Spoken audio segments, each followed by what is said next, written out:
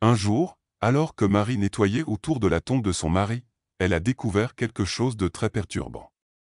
Là, sur le sol, juste à côté de sa tombe, se trouvait un trou étrange. Après avoir réfléchi un moment à ce que cela pourrait être, elle décida de faire quelque chose de fou. Ce qui se passa ensuite la stupéfia complètement. Il n'était pas rare que Marie passe presque un mois sans visiter la tombe de son mari.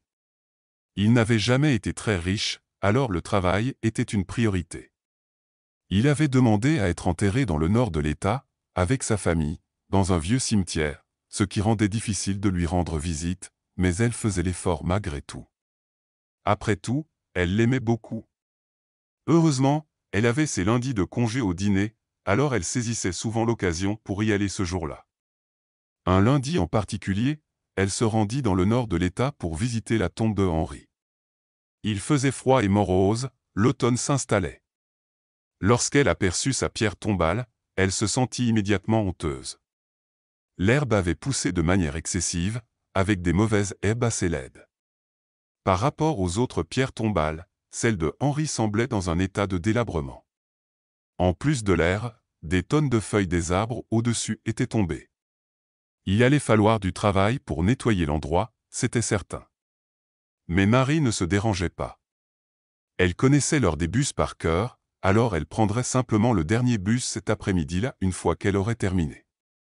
Elle posa son sac, sortit ses outils de jardinage et se mit à nettoyer la zone. Elle commença par enlever les feuilles. Alors qu'elle ramassait un tas près de sa pierre tombale, elle remarqua un trou étrange. Elle s'en approcha et constata qu'il était assez profond. En fait, elle était sûre qu'il était probablement aussi profond que la tombe elle-même. Il n'était pas petit non plus, l'entrée du trou était assez large. La curiosité de ce que pourrait être le trou se transforma rapidement en un sentiment d'angoisse. Le trou était un peu trop près de la pierre tombale à son goût. En fait, elle craignait qu'il ne se trouve trop près de son cercueil. Elle alla chercher le gardien du cimetière et lui montra ce qui la préoccupait. Il jeta un coup d'œil et la repoussa, lui disant que ce n'était probablement rien. Il lui assura qu'il prenait le plus grand soin des tombes et que rien ne pouvait déranger les défunts qui y reposaient. Marie n'était pas du tout convaincue. À la simple vue de l'état du cimetière, elle avait du mal à croire que cet homme prenait réellement le plus grand soin de tout. De plus, elle ne pouvait pas se débarrasser de cette sensation au fond de l'estomac. Il y avait quelque chose dans toute cette situation qui la mettait mal à l'aise. Elle décida donc d'appeler son fils pour voir ce qu'il en pensait. Dès le début, son fils semblait la prendre pour une folle. Il lui dit d'arrêter de traîner autour de la pierre tombale, de faire ce qu'elle était venue faire et de partir. Il alla même jusqu'à dire que son père n'aurait pas aimé qu'elle s'inquiète pour quelque chose d'aussi stupide qu'un trou dans le sol. Insultée et profondément blessée, Marie resta un moment à fixer le trou.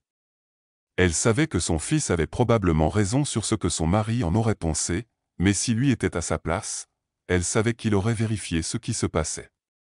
Alors elle se leva et décida de suivre son instinct. Elle se rendit à l'atelier du gardien et prit furtivement une pelle au fond. Il n'était nulle part en vue, ce qui ne l'étonna pas vraiment. Elle retourna rapidement à la tombe et commença à creuser là où se trouvait le trou. Étant une femme petite et frêle, ce n'était pas une tâche facile pour elle. Elle eut du mal à détacher la terre assez dure pour la retirer. Alors elle commença à gratter le trou avec le coin de la grande pelle, essayant de bouger un peu la terre. C'est à ce moment-là qu'elle fut confrontée par un vieil homme derrière elle. Il lui cria de quoi elle était en train de faire. Un peu gênée et légèrement effrayée par ce que l'homme pourrait penser, elle prit son temps pour répondre, essayant d'expliquer le plus gentiment possible qu'elle était en train d'enquêter sur l'origine du trou. Ce qui arriva ensuite la surprit agréablement. Dès que l'homme entendit ce qu'elle tentait de faire, il s'anima et proposa de l'aider. Il plaisanta en disant qu'il avait d'abord pensé qu'elle faisait quelque chose de criminel, mais enquêter sur un trou suspect semblait une bonne idée. Avec du recul, sa femme y était enterrée, alors il ne voulait rien arriver à elle. Il était beaucoup plus fort et plus agile que Marie, donc ouvrir le trou dans le sol s'avéra beaucoup plus facile. Il lança la pelle dans le sol encore et encore, en tirant la terre au fur et à mesure. Marie se tenait derrière eux, anxieuse de voir ce qui se cachait en dessous. Au début, c'était assez difficile de voir exactement ce qui se passait avec toute la terre qui bougeait. Mais ensuite, la pelle frappa quelque chose de dur avec un gros bruit. Marie sentit son estomac se soulever dans sa gorge. Ce n'était pas bon du tout. Vient-elle de frapper le cercueil de son mari? De toute évidence, l'homme pensait la même chose, car il se recula soudainement du trou. Il se tint à l'écart, essayant de voir ce qu'il venait de heurter.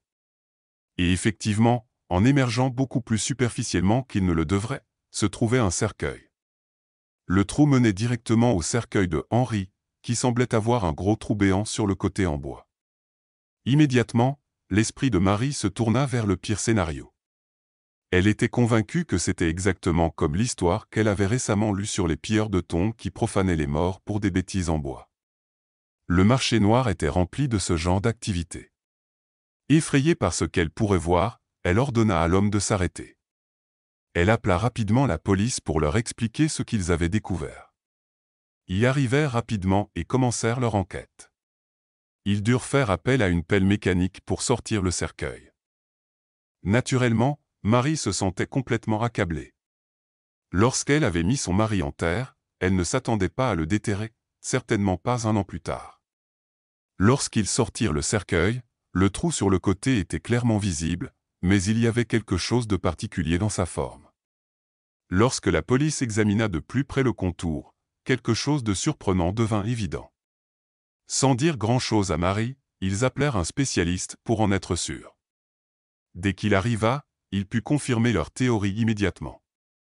Il s'avéra qu'un rongeur avait creusé autour de la tombe de Henri et avait en fait rongé le cercueil.